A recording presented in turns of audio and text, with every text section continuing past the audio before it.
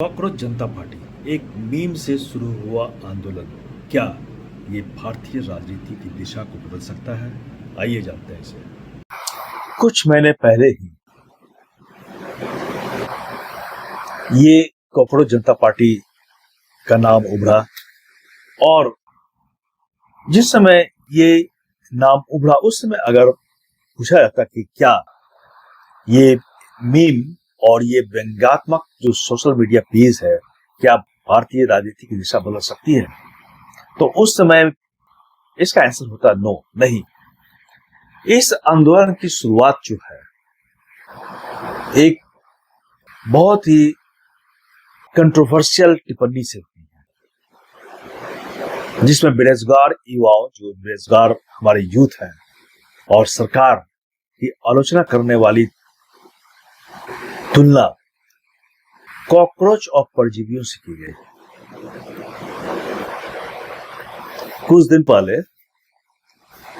बेरोजगार युवा जो है हमारे देश में, भारत में, और जो सरकार की तुलना करते हैं उनको कॉकरोच से और पैरासाइट से कंपेयर किया गया, लेकिन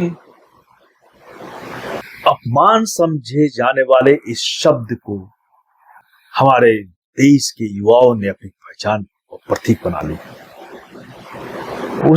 इस जो शब्द है कॉकरोच, इसको उन्होंने अपनी पहचान बनाई।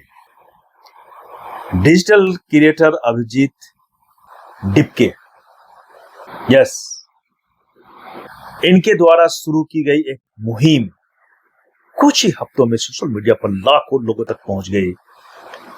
मीम्स, व्यंग और रील्स और शॉर्ट वीडियो के जरिए कॉकरोच जनता पार्टी ने इन मुद्दों को उठाया जिन्हें आज का युवा सबसे ज्यादा महसूस करता है। बेरोजगारी, परीक्षा प्रणाली पर सवाल और जवाबदेही और राजनीतिक ट्रांसपेरेंसी, ये सभी चीजें हैं जो है ये युवाओं को मालूम है। ऐसा नहीं कि वो नहीं जानते हैं, लेकिन वे नहीं समझते आगे क्या करना है और नहीं कर पाते हैं। तो जंतर मंतर से शुरू हुआ नया अध्याय क्या शुरू हुआ? 6 जून 2026 को दिल्ली के जंतर मंतर से कॉकरोच जनता पार्टी का पहला बड़ा जमीनी प्रदर्शन हुआ।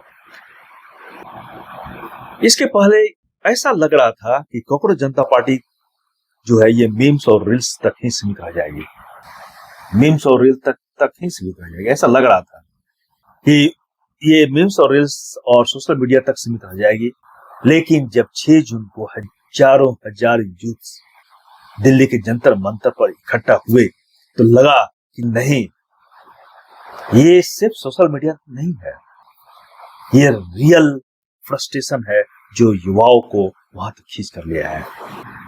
इस प्रदर्शन को और ज्यादा चर्चा मिली कब? जब प्रसिद्ध एनवायरमेंटलिस्ट और शिक्षा सुधार करने वाले सोनम वांगचुक भी इसमें शामिल होते हैं। सोनम वांगचुक, जी हाँ, वांगचुक ने खुद को एक प्रतीक के रूप में ऑर्डिनरी कॉकरोच कहा, खुद को उन्होंने ऑर्डिनरी कॉकरोच कहा और युवाओं को लोकतांत्रिक तरीके से अपनी आवाज उठाने का संदेश दिया। उनका मुख्य फोकस शिक्षा व्यवस्था, परीक्षा पेपर लीक और युवाओं की चिंता और सार्वजनिक जवाबदेही पर रही। अब सीजेपी क्यों वायरल हुआ इसे समझते हैं। इस आंदोलन की सबसे बड़ी ताकत जो है इसकी डिजिटल रणनीति, स्ट्रेटेजी, जहां जो पारंपरिक राजनीतिक दल जो है रैलियों और भाषणों पर निर्भर रहते हैं, वहीं सीजेपी ने मीम्स, सोशल मीडिया और जेनजी की भाषा को हथियार बनाया। जेनजी की भाषा को आज जेनजी को सभी लोग समझते हैं कि वो रील्स बनाने वाली कम्युनिटी है, रील्स बना लिया, सेल्फी खींच लिया, उसकी कम्युनिटी नहीं, कभी नहीं। इससे यह सिद्ध होता है युवाओं ने पहली बार महसूस किया कि उनकी निराशा सफलताओं को कोई उनकी भाषा में व्यक्त कर रहा है।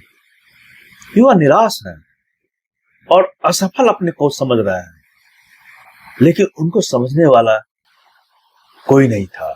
अब वो समझ रहे हैं कि उनकी भाषा में वो समझ पा रहे हैं ये लोग जो है अभिजीत डिपके और सोनम वांगचुक।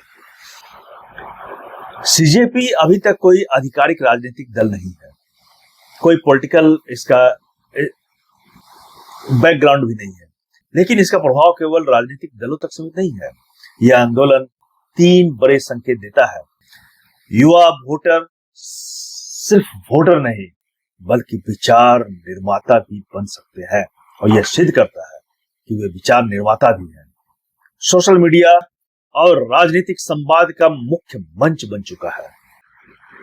और तीसरा, जवाबदेही यानी रिस्पॉन्सिबिलिटी और ट्रांसपेरेंसी की मांग बढ़ने से ये कहीं अधिक मजबूत हो रहा है। इस तरह का आंदोलन जवाबदेही तो फिक्स करनी होगी, ट्रांसपेरेंसी लानी होगी। वो पहले से इसकी मांग जो है ज्यादा मजबूत हो रही है, पहले से ज्यादा। कुछ राजनीतिक विश्लेषक इसकी तुलना अतीत के बड़े जन आंदोलन से कर रहे हैं, वहां जहां डिजिटल असंतोष धीरे धीरे सामाजिक और राजनीतिक दबाव में बदला था उस समय में, लेकिन आगे वो कुछ नहीं कर पाया। तो अब समझते हैं भविष्य में क्या हो सकता है यदि ये जो आंदोलन हुआ है केवल मीम्स तक सीमित नहीं रहता और स्ट्रक्चरल सुझाव, नीति आधारित संवाद और शांतिपूर्ण जन भागीदारी को बढ़ावा देता है, तो यह भारत में डिजिटल लोकतंत्र का एक नया मॉडल बन सकता है। डिजिटल लोकतंत्र। हालांकि इसकी सबसे बड़ी चुनौती क्या है, इसे समझना काफी आवश्यक होगा। वायरल होना आसान है आज के समय में, क्योंकि वायरल होने का मेन कारण क्या है? बहुत से लोग जो आज नहीं कर सकते हैं, वो किसी के द्वारा अगर किया जा रहा है तो मैक्सिमम लोगों तक ये संदेश पहुंचता है कि इस तरह की चीजें होनी चाहिए, और वायरल होने का यही कारण है। और ये सीजेपी का जो ये मीम्स है, ये इसी कारण से वायरल हुआ है। तो आवश्यकता क्या है? कॉकरोच जनता पार्टी सिर्फ एक राजनीतिक व्यंग नहीं होना चाहिए, और ऐसा लगता है कि अब ये सिर्फ राजनीतिक व्यंग नहीं है, यह उस पीढ़ी की आवाज है जो सवाल पूछना चाहती है, जवाब चाहती है, और व्यवस्था यानी गवर्नमेंट में अपनी भागीदारी महसूस करना चाहती है। यह केवल एक सिंपल व्यंग्यात्मक मीम नहीं है। अब देखना यह है कि आंदोलन सोशल मीडिया की एक और वायरल कहानी बनकर रह जाती है, या भारत के लोकतांत्रिक संवाद, लोकतांत्रिक कन्वर्सेशंस में एक नए अध्याय की शुरुआत करती है, जिसकी आवश्यकता है। एक बात तय है कि भारतीय राजनीति में जेनजी की एंट्री अब सिर्फ भविष्य की बात नहीं है, बल्कि वर्तमान की हकीकत बन चुकी है। और यह आवश्यक भी है, बहुत जरूरी है कि जेनजी जो है, नए जनरेशन के लोग, नई सोच वाले लोग इसमें शामिल हुए। एक शब्द जो अपमान के लिए बोला गया था, वही लाखों युवाओं की पहचान बन गया, और अब पूरी राजनीति उसका जवाब ढूंढ रही है, जो बहुत ही आवश्यक है। आज तक राजनीति में क्या होता है इसे सभी लोग जानते हैं। सिर्फ अपने पार्टी के फायदे के लिए, अपने फायदे के लिए राजनीति में सभी लोग काम कर रहे हैं। सभी लोग, कोई दूसरे के बारे में नहीं सोचता, कोई यूथ के बारे में नहीं सोचता कि क्या उनका भविष्य होगा। तो इन सभी को खत्म करने के लिए आवश्यक है यूथ खुद अपने बारे में सोचे, और वो प्रश्न पूछे, और फिर इसमें शामिल होकर वो इसे इस तरह का बनाए, ये पारदर्शी भी हो और रिस्पॉन्सिबल भी हो। इसी की आवश्यकता है भारत, खासकर भारत में।